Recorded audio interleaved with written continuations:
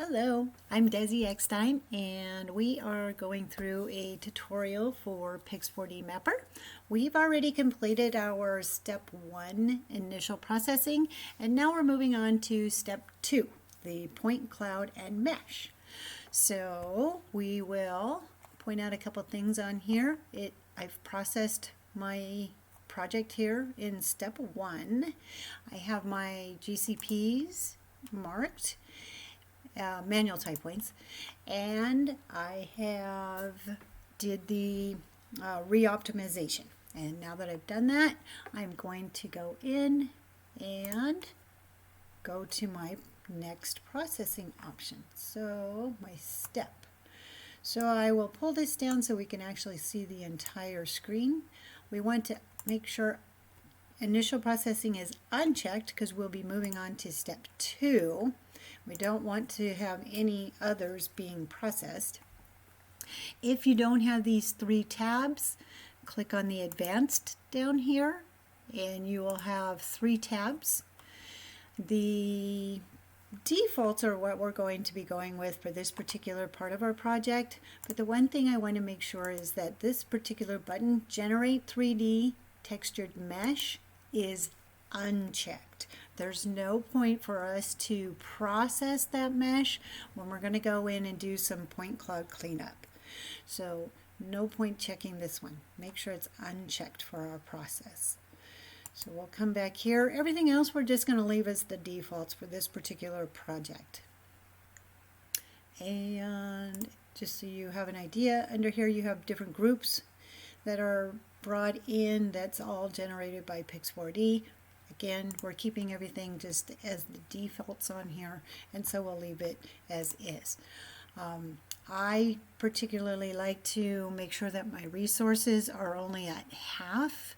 When you start the project, it's actually up at full, using up all the resources of your computer. So I like to bring those down so that I have the option to multitask while it is processing.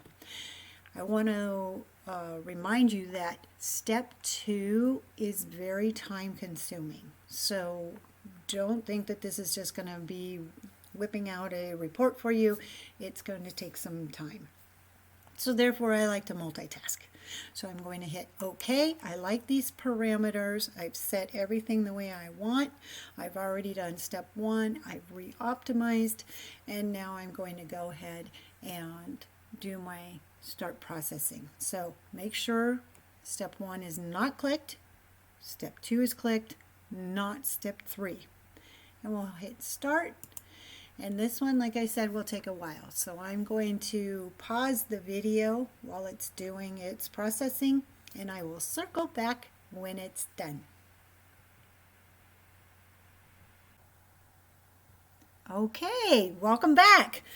So that looks like it took about an hour to process. Like I said, it wasn't a fast thing, and that was only about 230 images. And it was on rapid, so you know it would take a lot longer. Our quality report is up. When it's done processing, that will show so that you'll be able to go through and look at some of the information that has been generated. We can close that out. We'll circle back to the quality report at another time. So here's our image now that we have. We're going to use our mouse to scroll in, turn off the images, and my manual type points are still in there. You can take a look at our images here. We are going to, I'm in the rate cloud on this side, on the menu option on the left hand side, and I turned off the cameras. I clicked the point cloud, and this layer needs to be generated because we haven't done so yet. So we're going to say OK. It'll go through it really quick, and voila, we have our image in here. All right. And we can take a look at some of what we have. You can see our points. You can see our manual type points in there. So what we want to do now is clean it up, because if we were to actually zoom in on it, you'll see, if I turn it like this, you can see there is a lot of noise up in this area. If we turn it around this way, there's a lot of noise in here. So there's some things that we can do to clean this up a bit. So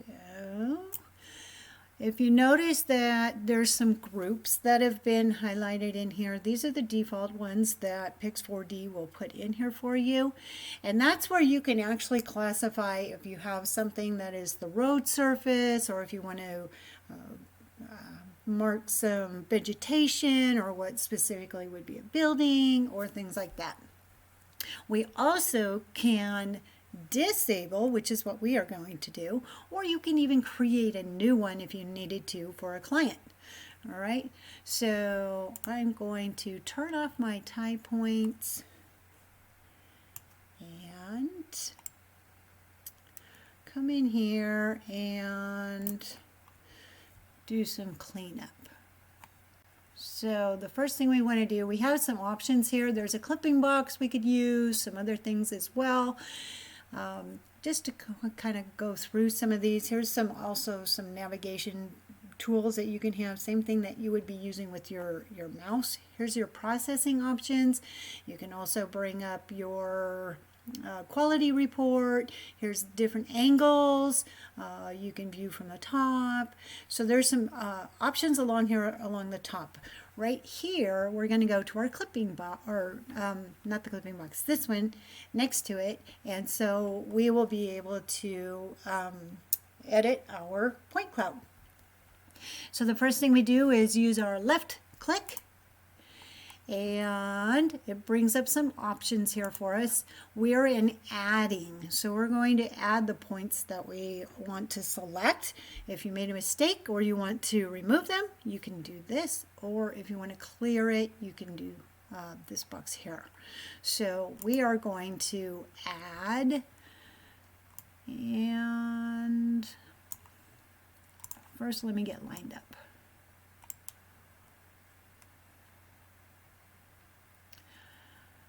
Okay,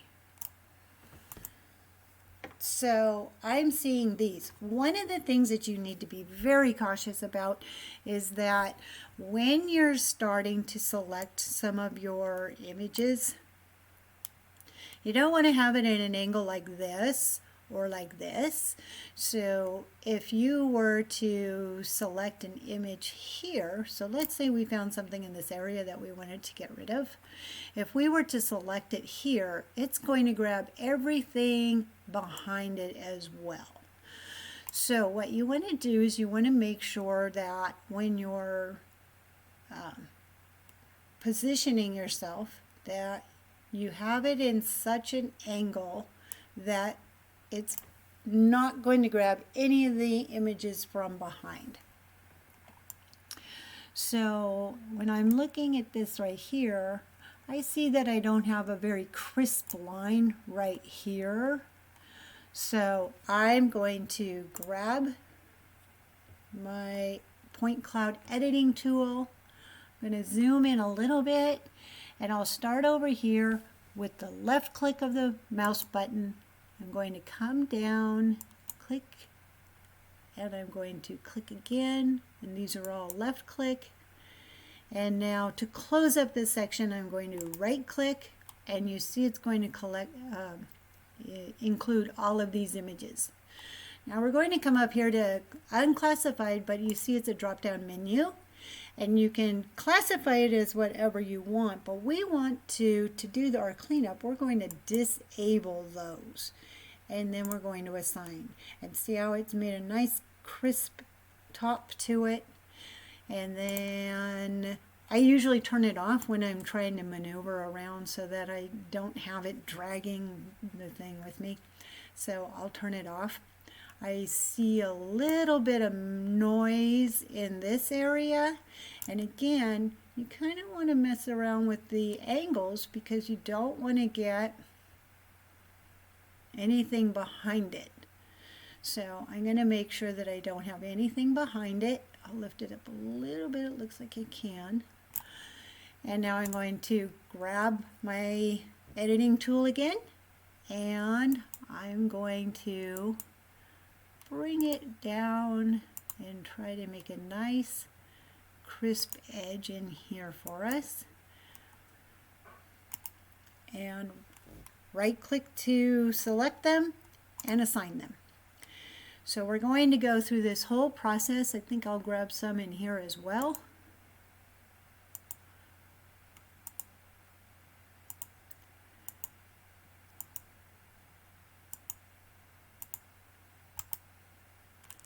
And assign them. And then go through the whole process until it's in a condition that you think you would like. Doing all the cleanup. See all the noise in here? You'll want to clean it up so that there's not that noise in there.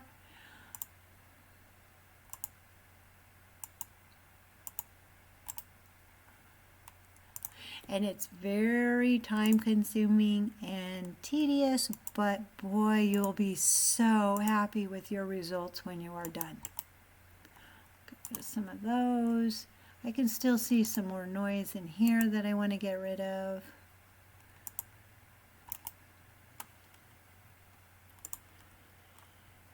So we'll work through the project and start to clean it up, and I will circle back once I feel that it looks pretty decent.